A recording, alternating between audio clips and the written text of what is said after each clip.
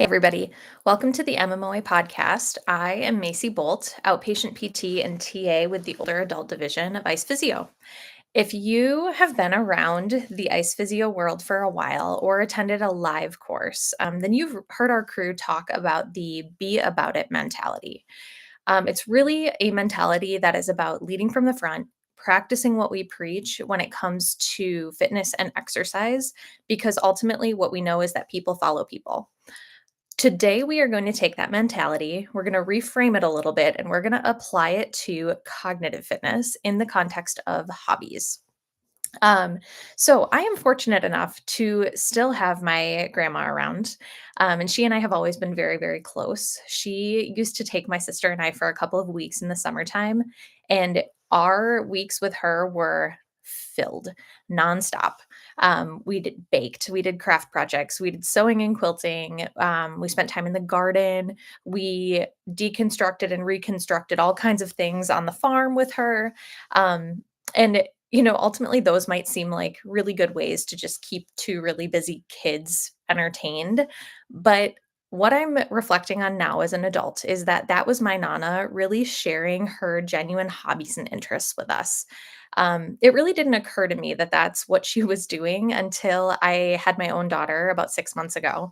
And since then, I've really been thinking about, what is the family legacy? What are the memories and what are the traditions that my daughter is going to carry with her, into her adulthood and into her eventually, hopefully, having a family of her own?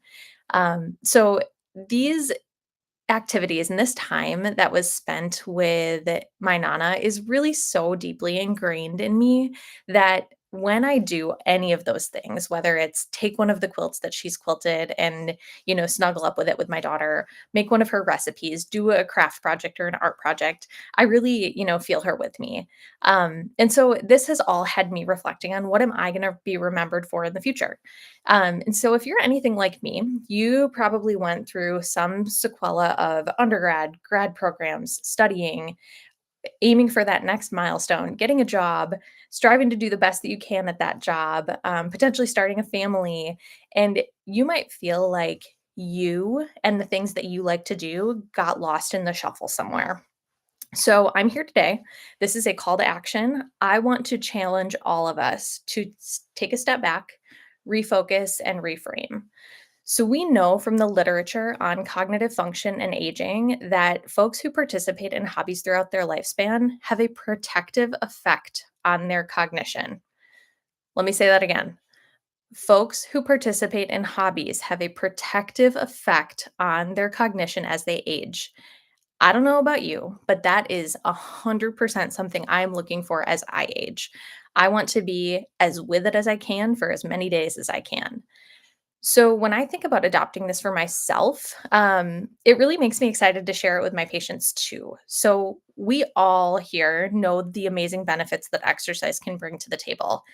And we also can probably think of at least 10 patients who are kind of a tough sell when it comes to increasing that physical activity.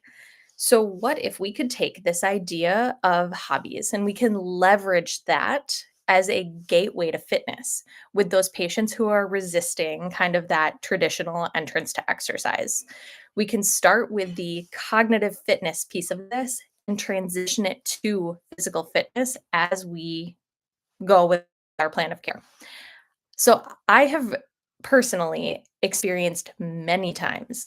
I'm trying to get someone to exercise who does not want to exercise. And it doesn't really click for them until I put it in the context of something that they love to do or something that they're interested in.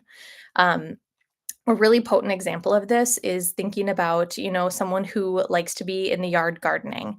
They're like, Macy, why the heck are you having me deadlift?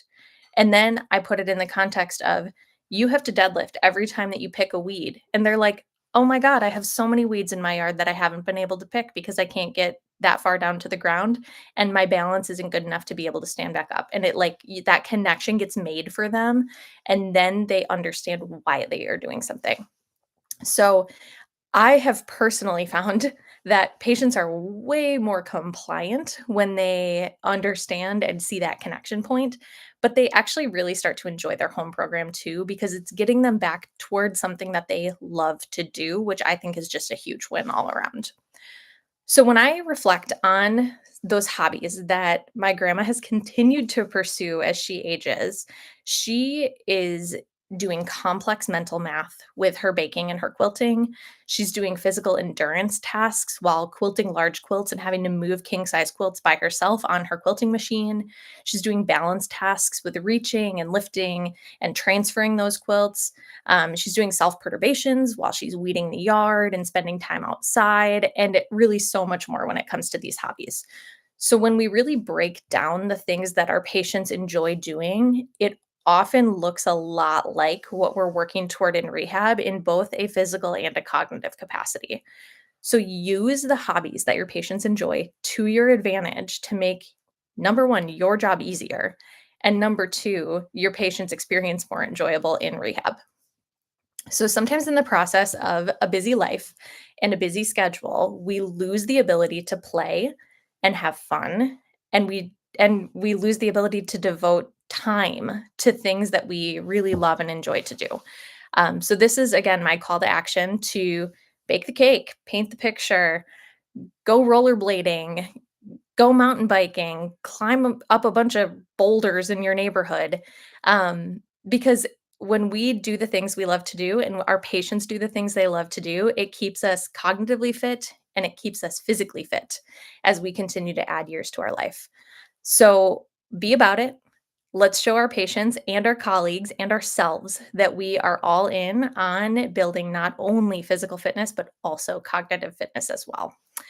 Thank you for joining me today. If you are interested in learning more about how to really be about it, join us at an upcoming live course. We will be in Oviedo, Florida, November 8th and 9th, Lexington, Kentucky, November 15th and 16th, Bozeman, Montana, November 22nd and 23rd, and Miami, Florida on December 20th and 21st. Thanks all.